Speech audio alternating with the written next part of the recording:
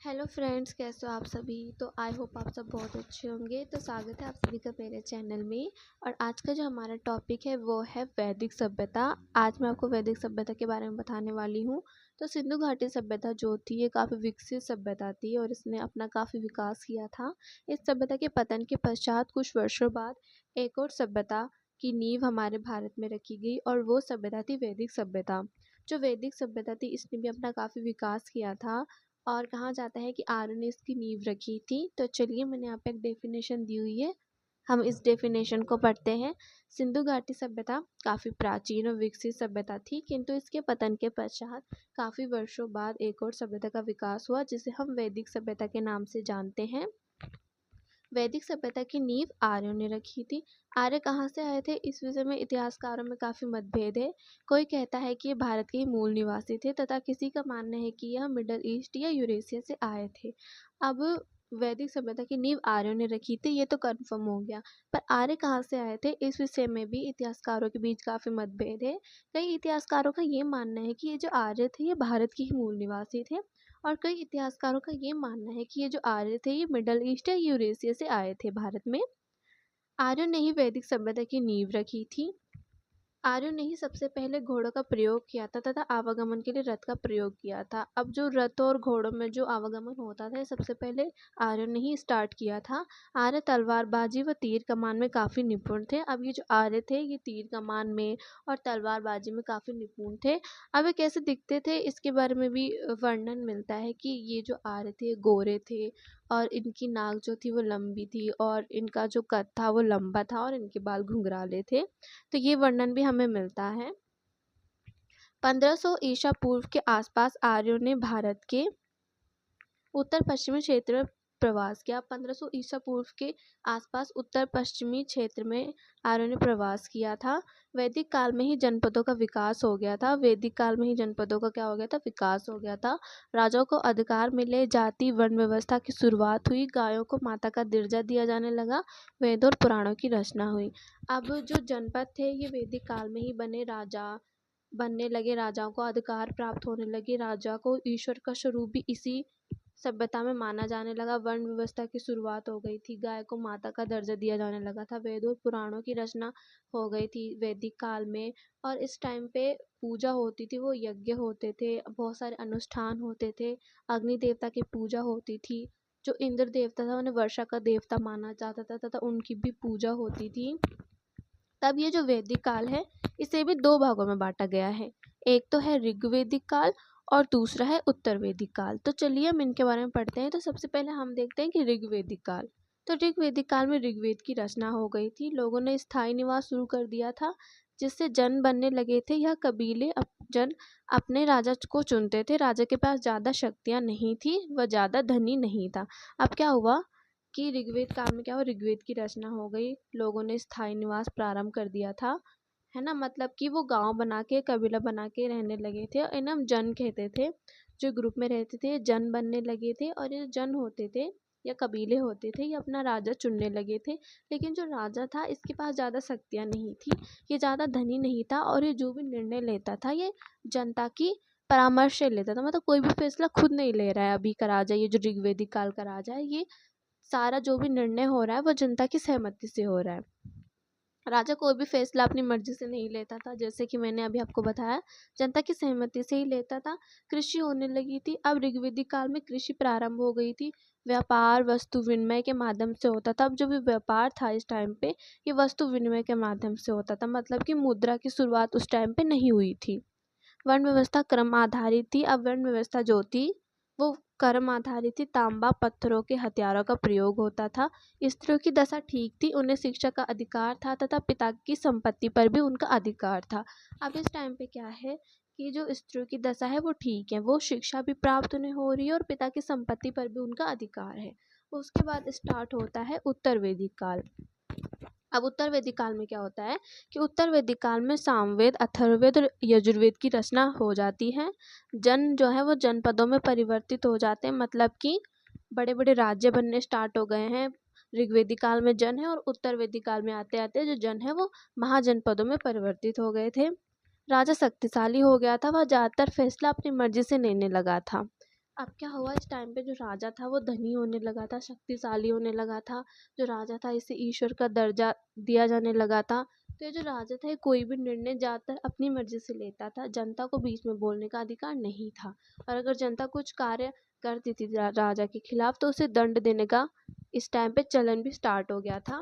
Tax लिया जाने लगा था, है ना, जनता से जो है टैक्स भी लिया जाने लगा था उत्तर वैदिक काल में। और पशुपालन प्रारंभ हो गया था। अब क्या हो रहा है, ऋग्वैदिक काल में कृषि हो रही है और उत्तर वैदिक काल में पशुपालन प्रारंभ हो गया था। खेती के लिए लोहे के हथियारों का प्रयोग प्रारंभ हो गया था।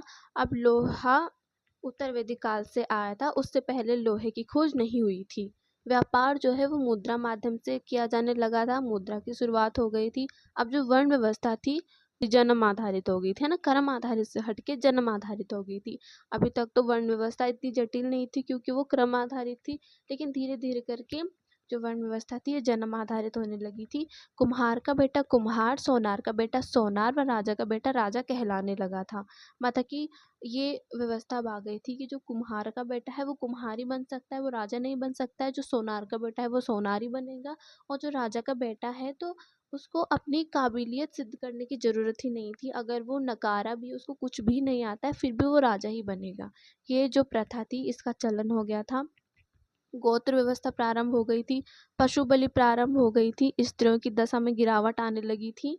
अब पुरुष स्त्री को अपनी संपत्ति समझने लगा था, पिता का संपत्ति से भी उसे वंचित रखा गया। अब क्या हो रहा था, स्त्रियों की दशा में भी गिरावट आने लगी, उन्हें शिक्षा का अधिकार उनसे छीन लिया गया। और जो पुरुष थे वो उन्हें अपनी संपत्ति समझने लगे थे और पिता की संपत्ति से भी उन्हें वंचित रखा जाने लगा था, तथा शिक्षा पर भी उनका कोई अधिकार नहीं था। तो ये परिवर्तन हमें वैदिक काल में देखने को मिलते हैं। वैदिक काल में काफ़ी चीज़ें बदली, वर्ण व्यवस्था आई, और जो जन थे वो जनपदों में परिवर्तित हो गए, राजा शक्तिशाली होने लगा, और वर्ण व्यवस्था जो है वो काफ़ी जटिल हो गई क्योंकि उत्तर वैदिक काल तक आते आते ये जन्म आधारित हो गई थी। तो आई होप आपको इतना समझ में आ गया होगा। तो जैसे कि आप सभी को पता होगा कि हमारे 4 वेद हैं, ऋग्वेद, यजुर्वेद, सामवेद और अथर्ववेद। ये जो वेद हैं काफ़ी प्राचीन धर्म ग्रंथ माने जाते हैं, और इन धर्म ग्रंथों से हमें काफ़ी चीज़ों के बारे में पता लगता है, काफ़ी ज्ञान मिलता है, और ये जो वेद हैं ये काफ़ी पवित्र माने गए हैं। तो यहाँ पे मैंने डेफिनेशन दी हुई है, तो चलिए इस डेफिनेशन को पढ़ते हैं कि भारत का सर्वप्राचीन धर्म ग्रंथ जो है वो वेद है। जो वेद है भारत के सर्वप्राचीन धर्म ग्रंथ है, और इसके संकलनकर्ता जो है वो महर्षि कृष्ण द्वैपायन वेद व्यास जी को माना जाता है। अब इन 4 वेदों के जो संकलनकर्ता है वो महर्षि कृष्ण द्वैपायन वेद व्यास जी को माना जाता है। और हमारे 4 वेद हैं, एक तो है ऋग्वेद, यजुर्वेद, सामवेद और अथर्ववेद। ठीक है, तो जो ऋग्वेद है ये सबसे प्राचीन वेद है, सबसे पहले ऋग्वेद आया था, और ये जो अथर्ववेद है ये सबसे अंतिम वेद है। इसकी रचना इन 3 वेदों के बाद हुई थी।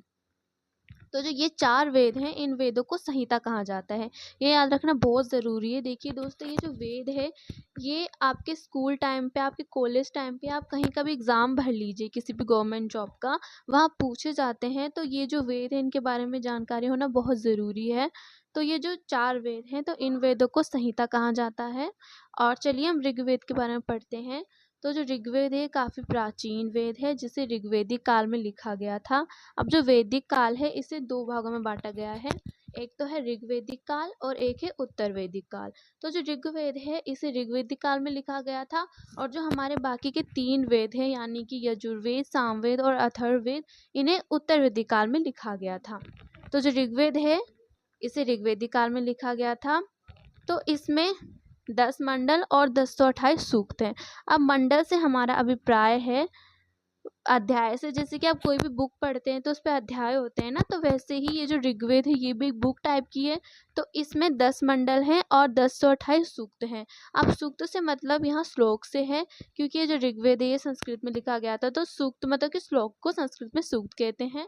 तो आपको याद रखना है कि जो ऋग्वेद है इसमें 10 मंडल हैं और 1028 सूक्त हैं। इस वेद में आर्य की राजनीतिक प्रणाली, इतिहास एवं ईश्वर की महिमा के बारे में जानकारी मिलती है। अब ये जो ऋग्वेद है इसमें हमें आर्यों की जो राजनीतिक प्रणाली है या जो भी इतिहास है, ईश्वर की महिमा के बारे में जानकारी हमें मिलती है। विश्वामित्र द्वारा रचित ऋग्वेद के तीसरे मंडल में सूर्य देवता सावित्री को समर्पित प्रसिद्ध गायत्री मंत्र है। अब जो ऋग्वेद था ये विश्वामित्र द्वारा रचित है और इसके तीसरे मंडल में हमें गायत्री मंत्र के बारे में पता चलता है जो कि सूर्य देवता सावित्री को समर्पित है। ऋग्वेद का सबसे बड़ा मंडल 10वां मंडल है। ऋग्वेद के 10वें मंडल में पुरुष सूक्त है जिसके अनुसार 4 वर्ण ब्राह्मण, क्षत्रिय, वैश्य तथा शूद्र आदि पुरुष ब्रह्मा के मुख, भुजाओं एवं जंघाओं और चरणों से उत्पन्न हुए। अब जो इसका 10वां मंडल है वो पुरुष सूक्त है और इसमें बताया गया है 4 वर्णों के बारे में कि जैसे कि 4 वर्ण हमारे हैं ब्राह्मण, क्षत्रिय, वैश्य तथा शूद्र, और जो 4 वर्ण है ये ब्रह्मा के मुख, भुजाओं तथा जंघाओं और चरणों से उत्पन्न हुए हैं। ऋग्वेद में गाय को माता माना गया है जिसका वध नहीं किया जा सकता। अभी जो ऋग्वेद है इसमें गाय को माता का दर्जा दिया गया है और ये भी कहा गया है कि गाय को मारना हिंदू धर्म में वर्जित है, मतलब कि गाय जो है वो माता समान है और इसका वध करना गलत माना गया है ऋग्वेद में। तो आई होप आपको ऋग्वेद समझ में आ गया होगा। अब हमारा जो दूसरा वेद है वो है यजुर्वेद।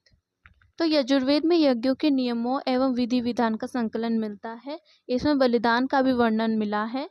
यह एक ऐसा वेद है जो गद्य और पद्य दोनों में है। अब जो ये यजुर्वेद है इसमें जितने भी यज्ञ जैसे कि हमारे होते हैं तो उन यज्ञों को किस तरह से किया जाता है वो सारे नियम और विधि विधान हमें यजुर्वेद से मिलते हैं और इसमें बलिदान विधि का भी वर्णन मिलता है। ठीक है, और ये यजुर्वेद एक ऐसा वेद है जो गद्य और पद्य दोनों में लिखा गया है।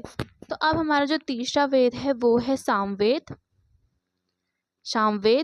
तो शाम का शाब्दिक अर्थ है गान। इस वेद में मुख्यतः यज्ञों के अवसर पर गाए जाने वाले मंत्रों का संकलन है।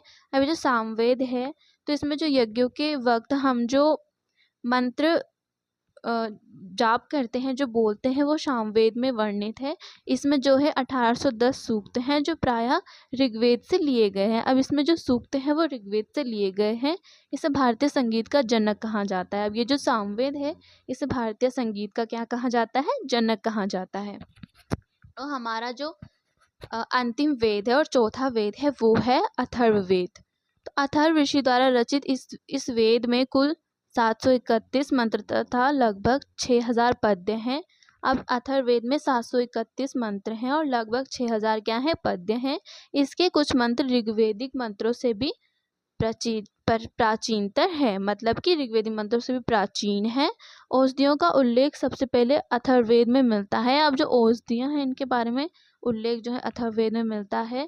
इसमें मानव जीवन के सभी पक्ष, गृह निर्माण, कृषि की उन्नति, व्यापारिक मार्गों की खोज, रोग निवारण, विवाह तथा राजनीतिक, भक्ति, राजा का चुनाव, बहुत से वनस्पतियों एवं औषधियों, वशीकरण मंत्र, भूमि महत्व आदि का विवरण दिया गया है। अब इसमें जो है कृषि की उन्नति कैसे की जाए, रोग निवारण, हर चीज़ के बारे में बताया गया है। और कुछ मंत्रों में जादू टोना का वर्णन भी मिलता है। अथर्ववेद के कुछ मंत्रों में जादू टोना का वर्णन भी मिलता है। तो ये थे हमारे 4 वेद जिन्हें कि भारतीय संस्कृति में काफ़ी पवित्र माना गया है, काफ़ी मान्यता है। तो हमारा जो फर्स्ट क्वेश्चन है वो है कि भारत का सर्वप्राचीन धर्म ग्रंथ क्या है? और इसका आंसर है वेद। जो वेद है वो हमारे सर्वप्राचीन धर्म ग्रंथ है। सेकंड क्वेश्चन है कि वेदों के संकलनकर्ता किसे माना जाता है, कि जो वेदों का संकलन करता है वो किसे माना जाता है? और इसका आंसर है महर्षि कृष्ण द्वैपायन वेद व्यास जी को। तीसरा क्वेश्चन है कि वेदों की संख्या कितनी है? और इसका आंसर है 4। जो वेदों की संख्या है वो 4 है। और 4 वेदों को क्या कहा जाता है? तो 4 वेदों को संहिता कहा जाता है। याद करना बहुत इंपॉर्टेंट है कि जो हमारे 4 वेद हैं जैसे कि ऋग्वेद, यजुर्वेद, सामवेद और अथर्ववेद, उन्हें संहिता कहा जाता है। हमारा 5वां क्वेश्चन है कि ऋग्वेदों में कितने मंडल हैं? और इसका आंसर है 10 मंडल। जो ऋग्वेद है उसमें 10 मंडल है। 6वां क्वेश्चन है कि ऋग्वेद के किस मंडल में गायत्री मंत्र है? और इसका आंसर है तीसरे मंडल में। जो तीसरा मंडल है ऋग्वेद का उसमें हमें गायत्री मंत्र का वर्णन मिलता है जो कि विश्वामित्र द्वारा रचित है। उसके बाद हमारा 7वां क्वेश्चन है कि भारतीय संगीत का जनक किस वेद को कहा जाता है? और इसका आंसर है सामवेद को। इसे भारतीय संगीत का जनक कहा जाता है। 8वां क्वेश्चन है कि किस वेद में बलिदान विधि का वर्णन है? और इसका आंसर है यजुर्वेद में। नवा क्वेश्चन है कि ऋग्वैदिक काल के लोकप्रिय देवता कौन थे, और इसका आंसर है देवता इंद्र। जो देवता इंद्र थे वो ऋग्वैदिक काल के लोकप्रिय देवता थे। उसके बाद है कि ऋग्वेद में कितने सूक्त हैं। सूक्त से अभिप्राय श्लोक से है दोस्तों, और इसका आंसर है 1028। तो ऋग्वेद में 1028 सूक्त हैं। तो आई होप आपको ये क्वेश्चन आंसर समझ में आ गए होंगे। वीडियो अच्छी लगी हो तो वीडियो को लाइक ज़रूर कीजिएगा। Thank you.